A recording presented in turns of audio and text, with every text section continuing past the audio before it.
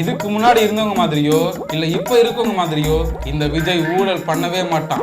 ஒரு பைசா தொட மாட்டான். ஊழல்ல கூட பண்ண மாட்டான் இந்த விஜய். என்னது ஊழல்ல கூட பண்ண மாட்டீங்களா? ஆமா. நேத்து தான் நீதிமன்றத்துல நல்லா கொட்டு வாங்கிட்டு வந்தீங்க, அதுக்கு பேர் என்னது? ஏமா அது ஏதோ சதி பண்றாங்கம்மா. இந்த விஜய் வந்து எப்படியோ முதலமைச்சர் ஆயிடுவேன், அதுக்கப்புறம் பிரதமர் ஆயிடுவேன் அப்படின்னு சொல்லிட்டு பயந்துகிட்டு எல்லாம் பண்றாங்க. அதான் மேல்முறையீடு பண்ணிருக்கல, அதெல்லாம் உடனே ஒத்துக்க முடியாது. இத பண்ணாமலேவாது இருந்திருக்கலாம். 2015ல நீங்களாதான் வருமான வரி தாக்கல் செஞ்சீங்க.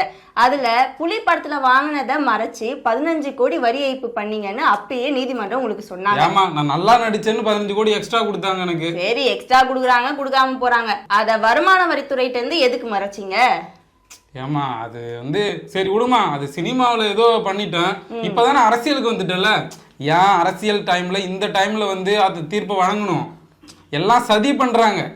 எனக்கு வந்து ஓட்டு வந்துடும் எப்படி எல்லா பக்கமும் அடிச்சு லாக் பண்றாங்க. நானும் ஒரு மனுஷன் தானே, நான் முதலமைச்சர் ஆகுதுல இவங்களுக்கு என்ன இது வருது? மக்கள் என் பக்கம் இருக்கு, மக்கள் சக்தி என் பக்கம் இருக்கு. இந்த தூய சக்தியை வீழ்த்ததா இந்த தீய சக்தி இப்படி பண்ணிட்டு இருக்கு.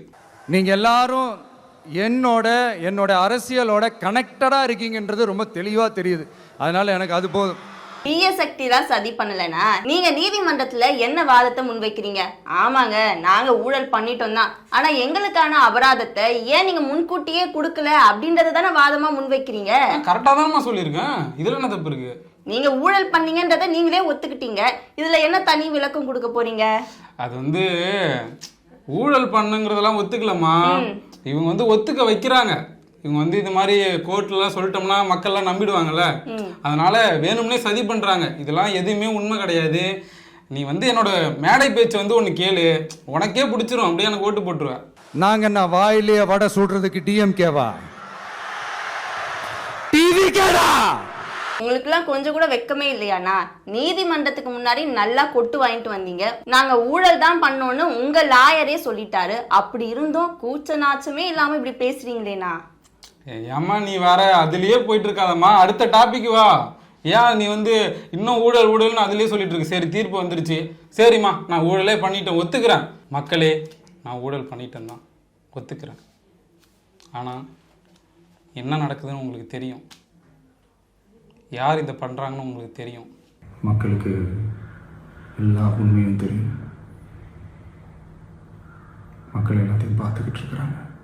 சரி சரி, சீன் போடாதீங்க. சரி, இதுக்கு தான் ஒத்துக்கிட்டீங்க. அந்த கார் மேட்ரை பற்றி வருவோமா? சரிம்மா, ஏதோ 2012ல் ஒரு சொகுசு கார் ஒன்று வாங்கினேன், அதுக்கு வந்து வரி கட்டலன்னு சொல்லிட்டாங்க. நானும் வந்து வரி கட்டாமல் சும்மா சைடில் வச்சுருந்தேன். எதுக்கு வரி கட்டிட்டுன்னு 1 லட்சம் ஃபைனை போட்டுறாங்க. எப்படி சரி கட்டி முடிச்சிட்டேன். அதெல்லாம் இப்போ வந்து பிரச்சனை இல்லை, அந்த மேட்ரு வந்து முடிஞ்சிச்சு. நீ வந்து அதான் சொல்கிறல்ல, முடிஞ்சு போச்சுமா, இன்னுமே என்ன குறை சொல்லிட்டே இருக்கீங்க.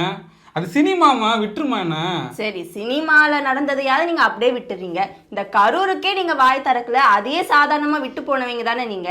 கரூருக்கு வீடியோ போட்டனா இல்லையா? இப்ப பண்ணீங்க அதே மாதிரி ஒரு சீன் போட்டு அந்த வீடியோ தானே. ஏம்மா வீடியோல பேசினா போதுமா? விஜயோட முகம் போதுமா? இந்த விஜயோட முகம் போதும், இந்த விஜயோட முகம் போதும். இந்த விஜயை பார்த்தா மக்கள் வந்து நான் என்ன சொல்ல வரேன்னு மக்களுக்கு புரியும். ஏன்னா இந்த விஜய் பின்னாடி ஒரு பெரிய மக்கள் சக்தி இருக்கு. அதனால நீ என்னதான் என்ன இது பண்ணாலும் நான் இதுக்கெல்லாம் பயப்படுற ஆள் கிடையாது. மறுபடியும் இதே மேடையில் பேசுவேன். இப்போ நீங்க என்னென்னலாம் பேசி வச்சிருக்கீங்களோ அதுக்கெல்லாம் ரிப்ளை பண்ற மாதிரி ஸ்கிரிப்ட் ரெடி ஆயிட்டு இருக்கு பின்னாடி, அதை அப்படியே வந்து ஒப்பிச்சுட்டுருவேன், கவலைப்படாதீங்க. இந்த வாய் மட்டும் இல்லைன்னு வைங்களேன், நீங்களே ஃபில் பண்ணிக்கோங்க. மக்களுக்கு ஒண்ணுன்னா இந்த விஜய் வந்து நிப்பா, இந்த விஜய் வந்து கேள்வி கேட்பா. இந்த விஜய் எப்பவுமே மக்கள் பக்கம் தான், அதே மாதிரி மக்களும் என் பக்கம் தான். சரி சரி சரி சரி விடு அதெல்லாம். 10,000 விருப்பமனு தாக்கல் பண்ணியிருக்காங்க தொண்டர்கள். பனையூர்ல பாத்தீங்களா, திருவிழா மாதிரி கூட்டம் கூடி இருக்கு. உங்க விஜய் உயிர் என்ன வரனா.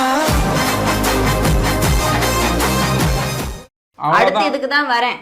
இந்த ஒரு கேஸை மறைக்கிறதுக்காக தான் இப்படி ஏன் என்னைக்கும் இல்லாம நேத்து எதுக்கு விருப்ப மனு தாக்கல் செய்றீங்க? இந்த கேஸ் பத்தி யாரும் அதிகமா பேசக்கூடாது, பனையூர்ல நடந்ததை பத்தி பேசணுன்றதுக்காக தானே அன்னைக்குன்னு பார்த்து விருப்ப மனு கொடுக்குறீங்க. ஏமா நீ வேற எதுனாலும், ஏமா நீ வேற புரியலம்மா உனக்கு. சரி, புரியுற மாதிரி சொல்லுங்க. நீ தாவேக்காவுக்கு வாமா, தாவேக்கா மகளிர் அணிக்கு வா. கண்டிப்பா நாங்க வந்து உனக்கு வந்து நிறைய விஷயங்கள் சொல்லி தரணும். உன மண்டையை வந்து மைண்ட் வாஷ் பண்ணி வச்சிருக்காங்க.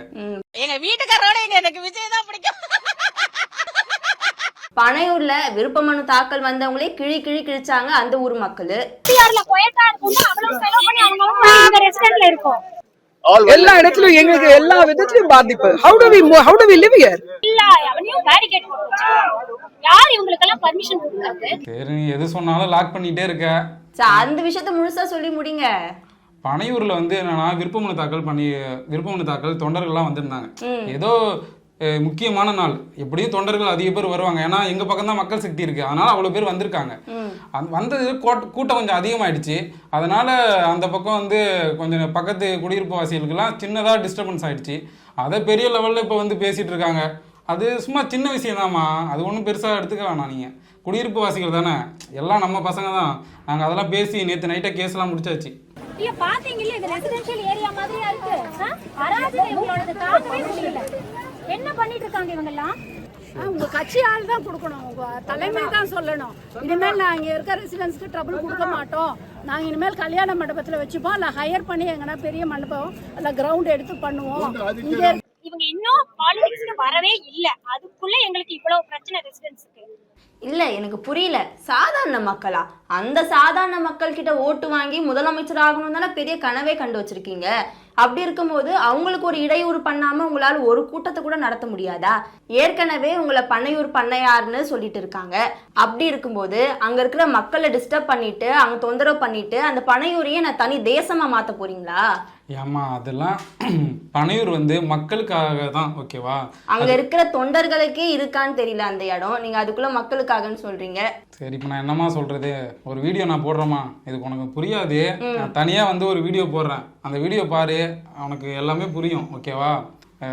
பனையூர் வந்து மக்களுக்கான ஒரு தூய சக்தி வந்து அங்கே வந்து வீற்றிருக்கு. அதனால் நீ அங்கே வந்து ஆலயம் மாதிரி வந்து வழிபட்டுட்டு போங்க. பனையூர் வந்து உங்களை வாழ வைக்கும், உங்களுக்கு அருள் கொடுக்கும், உங்களுக்கு எல்லாமே அங்கே கொடுக்கும். அதனால் குடியிருப்பு வாசிகள் பரவாயில்ல, நீங்கள் அப்பப்போ பனையூர் பக்கத்தில் உள்ள குடியிருப்பு வாசிகள் தாவேக்கா அலுவலகத்துக்கு வாங்க. டெய்லி வந்து அங்கே உட்காந்து அந்த சூழ்நிலையை பார்த்துட்டு போங்க. அங்கே வந்து எப்படி கட்சி பணிகள்லாம் நடக்குதுன்னு பாருங்கள். நீங்களே தாவேக்காவுக்கு சேர்ந்துருவீங்க. அதனால் குடியிருப்பு வாசிகள் யாரும் பயப்பட வேணாம். இதெல்லாம் பாசத்தில் அன்பால சேர்ந்த கூட்டம். நீங்களும் அந்த கூட்டத்துக்குள்ள வந்து சேர்ந்துக்கணும்னு ஆசைப்படுறேன். இந்த விஜய் டிவிக்கே ஒரு தூய சக்தி.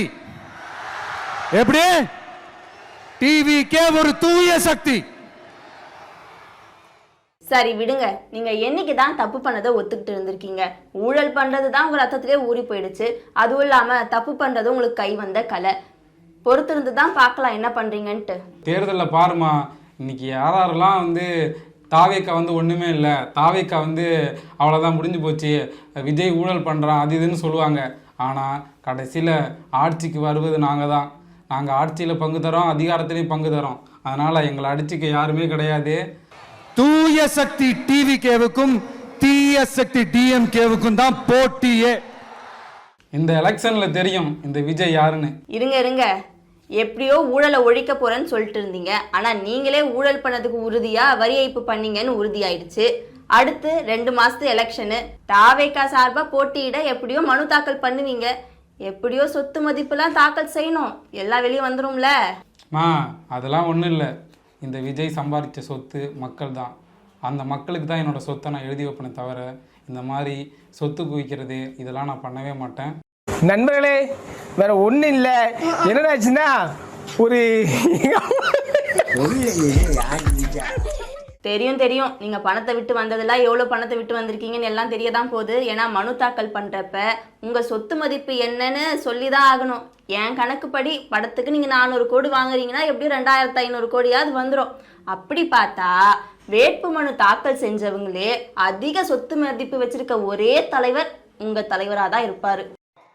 ஊழல் செய்யவே மாட்டான். ஒரு பைசா தொட மாட்டான். எனக்கு அது அவசியமே இல்லை. புரிஞ்சுங்களா உங்களுக்கு? எனக்கு அதை தொட வேண்டிய அவசியமே இல்லை. ஒரு துளி ஊழல் கரை கூட படியவே படியாது, படியவும் விட மாட்டான். இப்படி எதுக்குமே ஆசைப்படாத ஒருத்தன் அரசியலுக்கு வரான் அப்படின்னா, அவன் கண்ணு முன்னாடி ஏதாவது ஒரு தப்பு நடக்குது அப்படின்னா, அவன் கண்ணு முன்னாடி ஏதாவது இந்த மாதிரி ஒரு ஊழல் நடக்குது அப்படின்னா அதை பார்த்துக்கிட்டு அவன் சும்மா இருப்பான்னு நினைக்கிறீங்க? ஏமா, சொத்து குவிக்கிறதுலாம் வந்து இப்போ நார்மல் விஷயமா? எல்லா அரசியல்வாதிகளும் இதான் பண்ணுறாங்க. இதெல்லாம் போகிற போக்கில் மக்கள் மறந்துடுவாங்க. தேர்தலில் 234 தொகுதியிலையும் இந்த விஜய் தான் நிற்கிறேன். அந்த ரிசல்ட்டில் இந்த விஜய் இந்த தாவேக்கா யாருன்னு ரிசல்ட்டில் காட்டுறோம். இந்த 2026 சட்டமன்ற தேர்தலில் டிவிக்கே தான் மக்களோட ஒரே ஆப்ஷன். Otherwise no diversion.